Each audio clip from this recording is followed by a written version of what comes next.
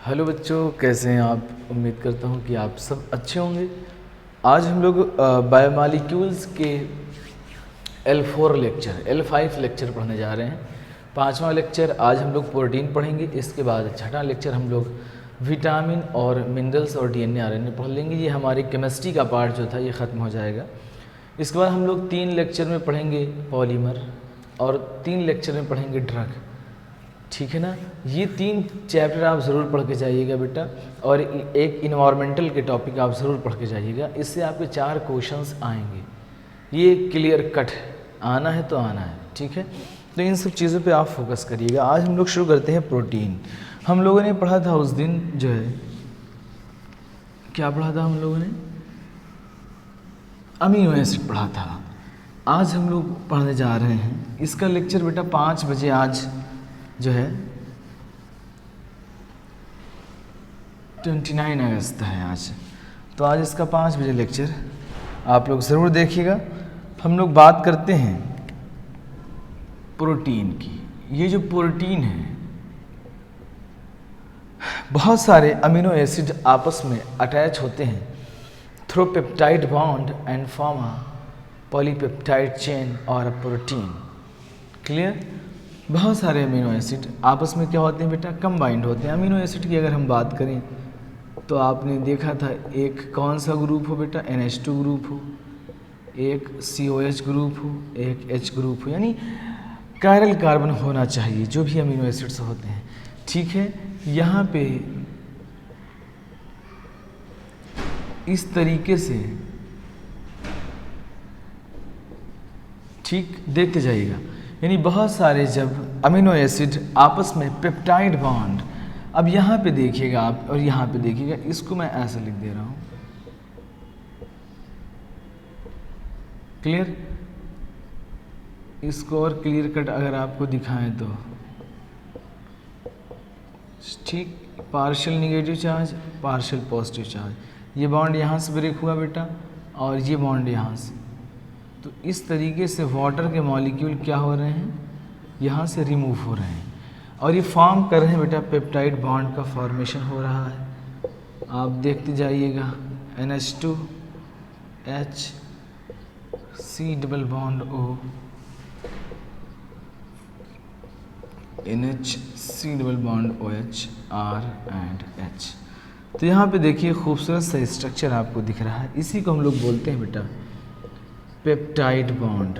कौन सा bond, peptide bond. उम्मीद करता हूँ कि पॉइंट समझ में आ रहा होगा।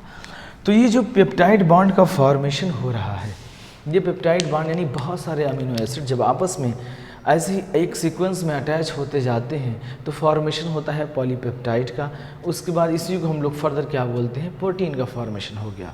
यानी P से प्रोटीन, P से पेप्टाइड बॉन्ड होता है प्रोटीन के अंदर। बताइए, उम्मीद करता हूँ कि सभी को क्लियर होगा। ठीक है। चलिए आगे हम लोग देखते हैं, कुछ चीज़ें बहुत अच्छी हैं। प्रोटीन याद रखिएगा, प्रोटीन एंड न्यूक्लिक एसिड्स जो होते हैं ये अनब्रांच होते हैं। ठीक है। प्रोटीन एंड न्यूक्लिक एसिड क्या होते हैं, अनब्रांच्ड। कुछ कैरेक्टरिस्टिक्स देख लेते हैं। Protein and nucleic acid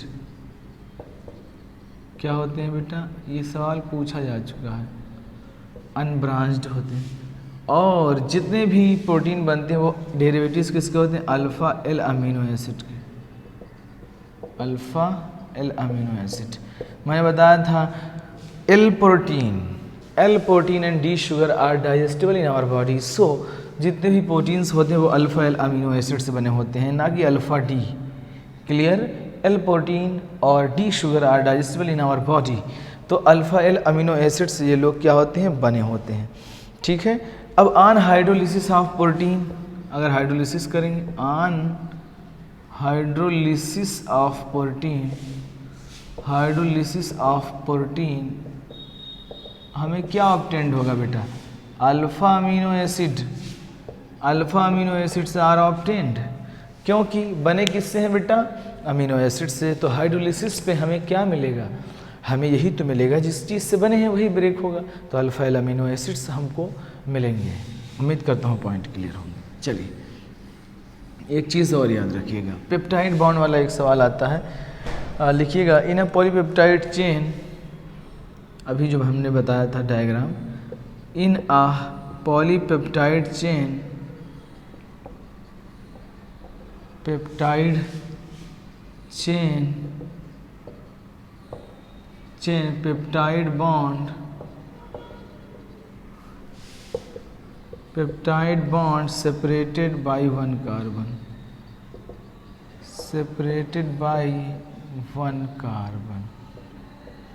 clear. Diagram जो बनाया था अभी,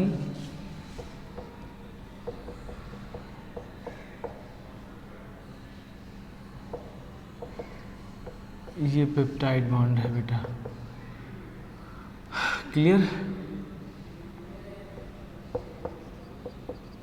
ठीक है। फर्दर इसी से आगे ऐसे ही बहुत सारे पेप्टाइड बॉन्ड जुड़ते जाएंगे जिसमें 1 कार्बन का ही डिफरेंस होगा, क्लियर है। तो एक सवाल आपसे पूछा जाता है यहाँ पे कि बताइए, एक सवाल पूछा जाएगा, number of peptide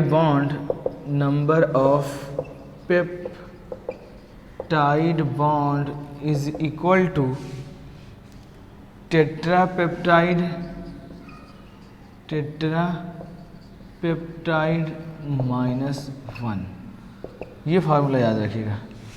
number of peptide bond is equal to जितने भी बॉन्ड हैं, ठीक है, वो पेप्टाइड -1, ठीक है। अब जैसे मैं कह रहा हूँ, एक क्वेश्चन आपको दे रहा हूँ मैं कि 9 पेप्टाइड कंटेन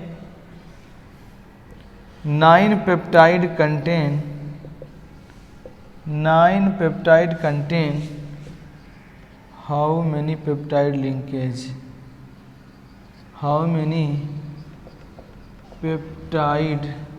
लिंकेज, आप बताइए क्या करेंगे। 9 - 1 इज इक्वल टू 8, कितना होगा, 8 होगा, -1 होता है, clear. 9 peptide contain how many peptide bond is equal to 9 - 1, ठीक है। तो क्या हो जाएगा बेटा, 8 पेप्टाइड लिंकेज होगी। चलिए, मेरे ख्याल से बात समझ में आई। किसी का भी पूछा जाए 10 पेप्टाइड -1 करिए, 9 पेप्टाइड लिंकेज होगी, ठीक है। 12 पेप्टाइड -1 करिए, 11 पेप्टाइड लिंकेज होगी, क्योंकि 1 कार्बन का क्या होता है, सेपरेशंस होता है। अब हम लोग पढ़ते हैं जो प्रोटीन होती हैं बेटा, इसके हम लोग 4 स्ट्रक्चर पढ़ेंगे, primary structure, secondary structure, tertiary structure and quaternary structure, clear है। Primary structure, secondary structure, tertiary structure and quaternary. Primary structure जो होते हैं बहुत ही सिंपल स्ट्रक्चर होते हैं, सीक्वेंस ऑफ अमीनो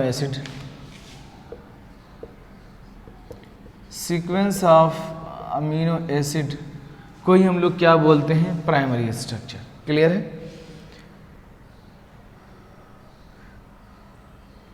ठीक, sequence of amino acid in polypeptide chain called primary structure. Any change in primary structure of protein, any change in the primary structure of protein change the sequence of protein। अगर any change in the primary structure of the protein change the function of protein, आप protein का function क्या करेंगे, change कर देंगे। इसी वजह से क्या होता है कि जब हम लोग during the denaturation of the protein, primary structure of the protein are intact, only change in the secondary and tertiary structure. Primary structure क्या होता है, इंटैक्ट होता है, चेंज कौन सा, सेकेंडरी एंड टर्शरी। जैसे आप ये कहें कि सर ऐसा क्यों, हम लोग जब प्रेशर कुकर में दाल को बनाते हैं तो इसमें सर टेम्परेचर तो बहुत ज़्यादा होता है, उसमें तो प्रोटीन का नेचर चेंज होना चाहिए, लेकिन नहीं, क्यों, क्योंकि उसमें सेकेंडरी और टर्शरी स्ट्रक्चर चेंज हो सकते हैं, लेकिन प्राइमरी स्ट्रक्चर नहीं चेंज होता है। अगर प्राइमरी स्ट्रक्चर चेंज हो जाए ना बेटा, तो हम लोग उसको क्या कहेंगे, उसका फंक्शंस जो प्रोटीन के, वो प्रोटीन का फंक्शंस नहीं रह जाएगा, ठीक है। तो मेरे ख्याल से बात समझ में आ रही होगी। चलिए, उसके बाद हम लोग पढ़ते हैं जो है सेकेंडरी स्ट्रक्चर। सेकेंडरी स्ट्रक्चर कैसे राइज होता है, further folding of primary structure, further folding of, जैसे हमने इस तरीके से बना दिया, ये लगे हुए हैं अमीनो एसिड्स, ठीक है, तो ये प्राइमरी स्ट्रक्चर हुआ। ये further folding of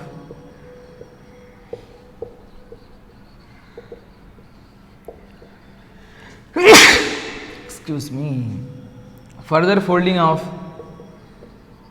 primary structure called secondary structure या सेकेंडरी प्रोटीन कहें, ठीक है। Further folding of primary structure, ठीक है, called secondary structure of protein. इसमें हम लोग दो चीज़ें पढ़ेंगे, अल्फ़ा एंड बीटा स्ट्रक्चर्स। क्या होते हैं बेटा? ये अल्फ़ा और बीटा फॉर्म होते हैं, ठीक है। अल्फ़ा मोस्ट स्टेबल होता है, ये क्या होता है? लेस स्टेबल होता है, ठीक है। और ये जो होता है मोस्ट स्टेबल हो गया, और मोस्ट एबंडेंट ज़्यादा भी होता है, और ये क्या होता है? लेस, ठीक है। ये स्पाइरल होता है, कैसा होता है? स्पाइरली अरेंज, ठीक है। ये प्लीटेड फॉर्म में होता है। ये लेस स्पाइरल होता है, या हम लोग कहें लेस फोल्डिंग होती है। इसमें क्या होता है कि इस तरीके से स्ट्रक्चर्स होते हैं, ठीक है। जो अल्फ़ा फॉर्म होता है वो कुछ ज़्यादा ही फोल्डिंग उसमें होती है, और इस वाले में थोड़ा सा कम होती है। क्लियर है? बस ये याद रखिएगा, सेकेंडरी स्ट्रक्चर में कौन आता है बेटा? Alpha and beta helical structure, और beta pleated, alpha helical structure and beta pleated shape structures आते हैं। बस आप इतना याद रखिएगा, ठीक है। अब हम लोग पढ़ते हैं टर्शियरी स्ट्रक्चर। टर्शियरी स्ट्रक्चर और क्वाटरनरी स्ट्रक्चर बहुत इंपॉर्टेंट हैं, ये आपसे पूछे जा सकते हैं। टर्शियरी स्ट्रक्चर की अगर हम लोग बात करें तो further folding of secondary structure, उसमें टर्शियरी स्ट्रक्चर में हम लोग क्या कहेंगे? Further folding of secondary structure. अब हम लोग इसमें क्या करेंगे? टर्शियरी में further folding of secondary structure due to formation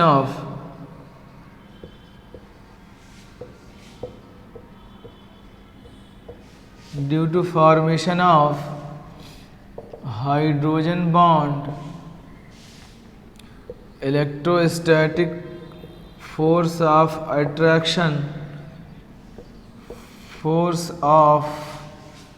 attraction, या हम लोग कहें वंडरवाल फोर्स ऑफ अट्रैक्शन की वजह से सेकेंडरी स्ट्रक्चर्स का फॉर्मेशन हो जाता है। अब ये जो सेकेंडरी स्ट्रक्चर्स होते हैं बेटा, ये हम लोग अगर बायोलॉजी में हम लोगों ने पढ़ा था, hollow woollen ball like structure, hollow woollen ball like structure. सबको याद आ रहा है कि नहीं? बताओ भाई, ये बायोलॉजी में पढ़ा था, सब लोग कमेंट बॉक्स में रिप्लाई करिए।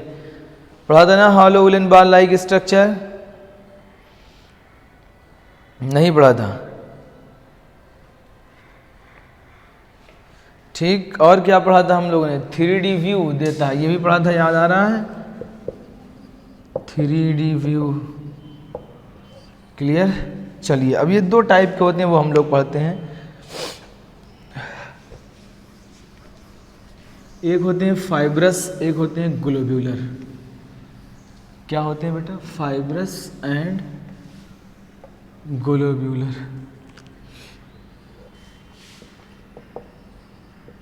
जी आपसे पूछा जाएगा, एग्जाम्पल बहुत इंपॉर्टेंट है इसके। फाइब्रस एंड ग्लोब्यूलर, कितने लोगों को याद आ रहा है एग्जाम्पल? अब ये जो फाइब्रस होती है बेटा, ये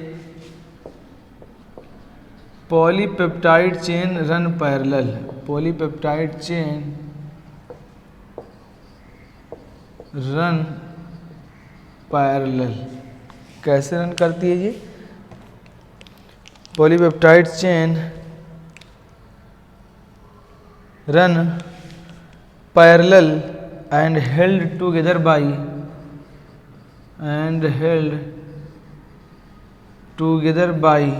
disulfide and hydrogen bond।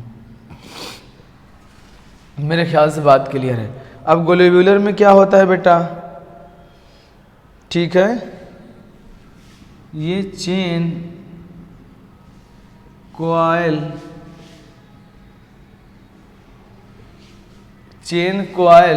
around give spherical shape। कैसा शेप? ठीक। फाइब्रस में एक और पॉइंट हम लोग बहुत ज़बरदस्त पॉइंट पढ़ते हैं, इसके ऊपर पढ़ लेते हैं हम लोग। सेकेंड पॉइंट ये क्या होता है बेटा? आई आ गया ना, आई से इनसोल्यूबल होता है वाटर में, इनसोल्यूबल इन वाटर। और ये वाला क्या होता है? Globular soluble in water. मेरे ख्याल से पॉइंट क्लियर है। हम लोग पढ़ते हैं एग्जाम्पल। इसमें आपने पढ़ा होगा केराटिन। केराटिन जो पाया जाता है कहाँ? हेयर एंड नेल में पढ़ा होगा केराटिन। ठीक है। तीसरा एग्जाम्पल इसका हम लोग पढ़ते हैं, तीसरा हो गया, तीसरे का फर्स्ट एग्जाम्पल। एंड दूसरा एग्जाम्पल इसका अगर हम लोग बात करें बेटा, जो है मायोसिन। मायोसिन कहाँ पाई जाती है? मसल में पाई जाती है। ठीक है। अब इसमें अगर हम लोग बात करें, याद रखिएगा जिया रे।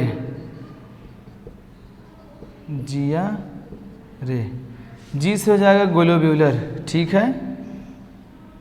आई से हो जाएगा बेटा इंसुलिन। ए से हो जाएगा एल्ब्यूमिन। ठीक है। जी से हो जाएगा ग्लोब्यूलर, जिया रे। ठीक है ना, जिया रे। और हीमोग्लोबिन भी होता है। ठीक है। और क्या होता है? हीमोग्लोबिन। जी से हो जाएगा ग्लोब्यूलर। ग्लोब्यूलर के एग्जाम्पल हैं क्या? जिया रे से कुछ नहीं है बेटा, एक सॉन्ग आया था उस पर हमने बना दिया था। हीमोग्लोबिन भी होता है। क्या होता है? हीमोग्लोबिन होता है। अगर इंसुलिन की हम लोग बात करें बेटा, तो इंसुलिन ये क्या है? एक हार्मोन जो कहाँ से रिलीज़ होता है बेटा? पैनक्रियाज से रिलीज़ होता है। पैनक्रियाज में दो चीज़ें अल्फ़ा एंड बीटा, वो भी कहाँ से रिलीज़ होता है? बीटा सेल से रिलीज़ होता है। ठीक है। अल्फ़ा सेल्स क्या सिक्रीट होता है? ग्लूकेगॉन सिक्रीट होता है। ठीक है। अब इसका फंक्शंस क्या होता है बेटा? ये ग्लूकोज के लेवल को मेंटेन करता है, या कहें ग्लूकोज के लेवल को डिक्रीज करता है। अब एल्ब्यूमिन का फंक्शंस अब यही इंसुलिन के अंदर बने होते हैं बेटा, ये 51 अमीनो एसिड से। ठीक।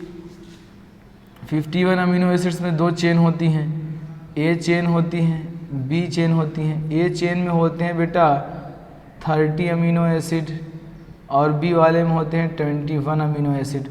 टोटल 51 अमीनो एसिड्स हो गए। इंसुलिन में आपसे पूछा जाएगा कौन सा मेटल होता है, तो बताइएगा जिंक होता है। क्या होता है बेटा? जिंक होता है। अगर प्रो इंसुलिन की बात करें तो उसमें ए बी सी चेन होती है। ड्यूरिंग मैचुरेशंस सी चेन रिमूव्ड। क्लियर। ये दोनों आपस में अटैच होते हैं। किस बॉन्ड से पूछा जाए तो बताना डाइसल्फाइड बॉन्ड से। किस बॉन्ड से बेटा? डाइसल्फाइड बॉन्ड से अटैच होते हैं। पूछा जाए कि इमेच्योर इंसुलिन में कितने अमीनो एसिड होते हैं, तो बताइएगा 86 अमीनो एसिड होते हैं। ठीक है। 86 इमेच्योर में होते हैं। जब maturation, after maturation C chain are removed, one C chain removed then amino acids are also removed. ठीक है। तो कितने बचते हैं बेटा? यानी सी वाले में 35 अमीनो एसिड होते हैं। तभी तो होगा 30 20 51 प्लस 30 86 होने हैं, यानी सी रिमूव किया उसमें उतने रिमूव हो गए। मेरे ख्याल से पॉइंट आपको क्लियर हुआ। एल्ब्यूमिन की बात कर लेते हैं। ठीक है। अगर एल्ब्यूमिन की बात करें हम लोग, तो एल्ब्यूमिन पता है आप लोगों को ऑस्मोटिक बैलेंस में हेल्प करती है। किसमें बेटा? ऑस्मोटिक बैलेंस में हेल्प करती है। मेरे ख्याल से पॉइंट क्लियर है। किस में हेल्प करती है बेटा? ऑस्मोटिक बैलेंस में। कौन? एल्ब्यूमिन। ठीक है, प्रेशर्स को मेंटेन करती है। अगर एल्ब्यूमिन प्रोटीन की कमी होने लगती है इस तो हम लोगों को होने लगता है नेफ्रोटिक सिंड्रोम, ठीक है, जिसमें सूजन वूजन आने लगती है।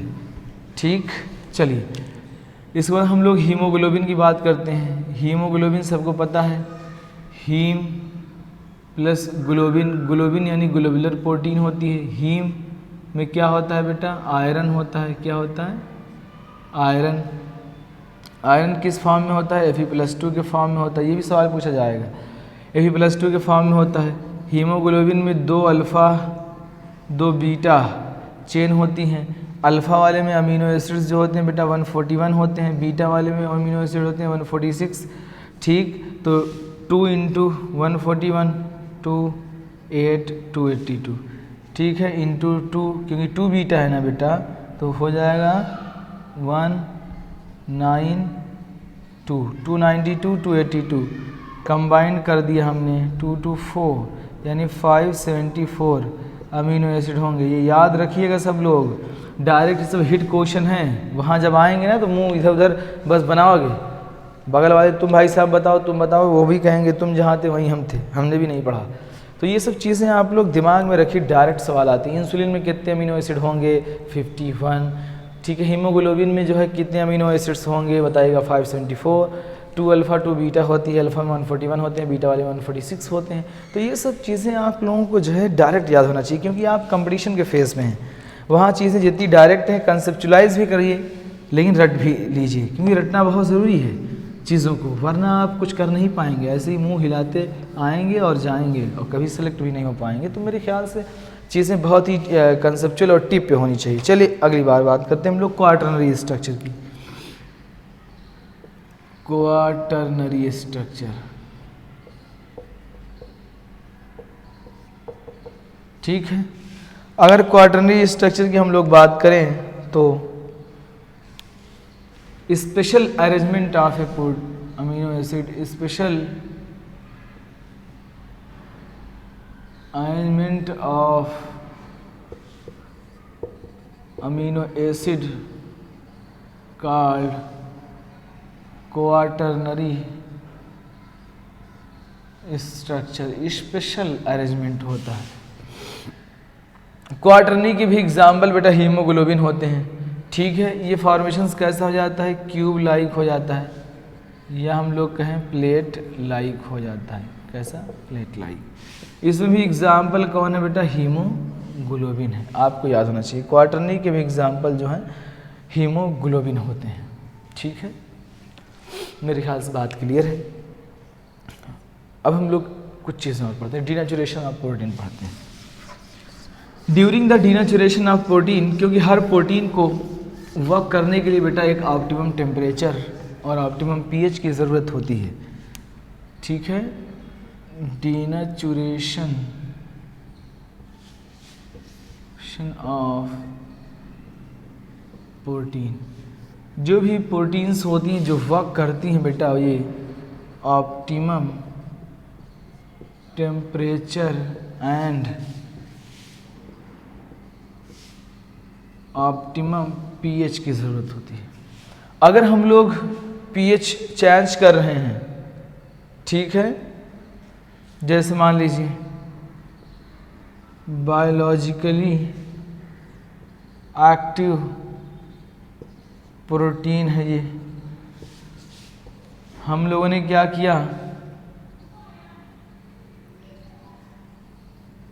Change pH and temperature. जैसे ही हमने पीएच और टेम्परेचर चेंज किया, ये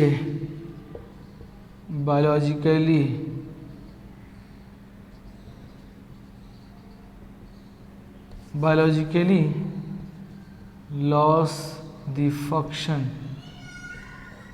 बायोलॉजिकली लॉस द फंक्शन, या इट लूजेस द फंक्शन, ठीक है। इसने अपना फंक्शंस क्या कर दिया, लूज कर दिया। अब दो चीज़ें होती हैं, समझिए बात, एक होता है इनएक्टिव, एक होता है डीनेचुरेशंस, ठीक है। During the denaturations of the protein it loses, it break the secondary and tertiary structure during denaturation.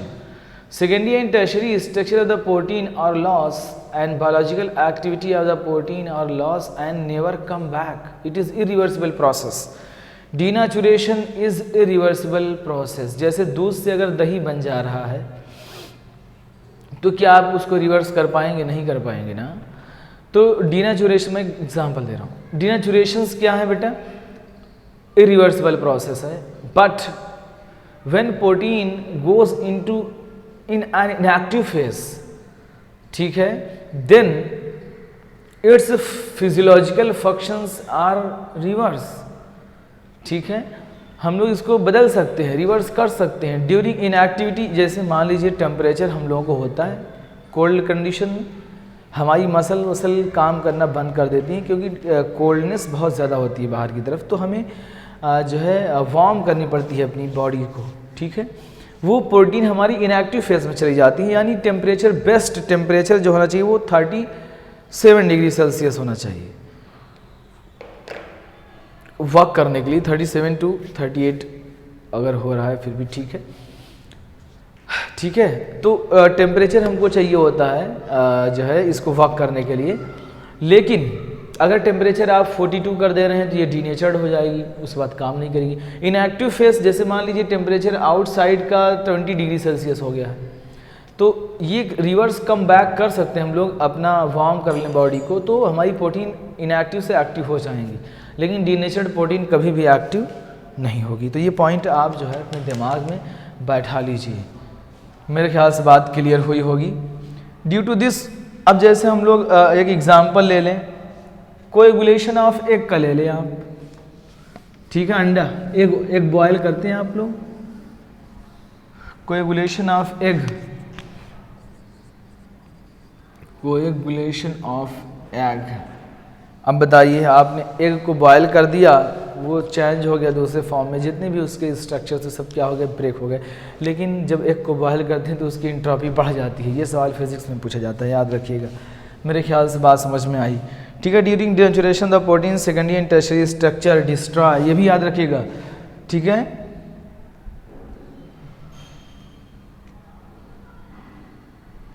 ठीक है, इरिवर्सिबल डिनेचुरेशन के एग्जाम्पल हैं, इरिवर्सिबल डीनेचुरेशन के एग्जाम्पल हैं, इरिवर्सिबल डीनेचुरेशन के। कोएगुलेशन ऑफ एग या बॉइलिंग ऑफ एग कहें, क्या है? इरिवर्सिबल डीनेचुरेशंस के एग्जाम्पल हो गए।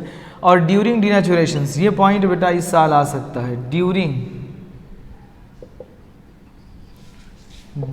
डीनेचुरेशन,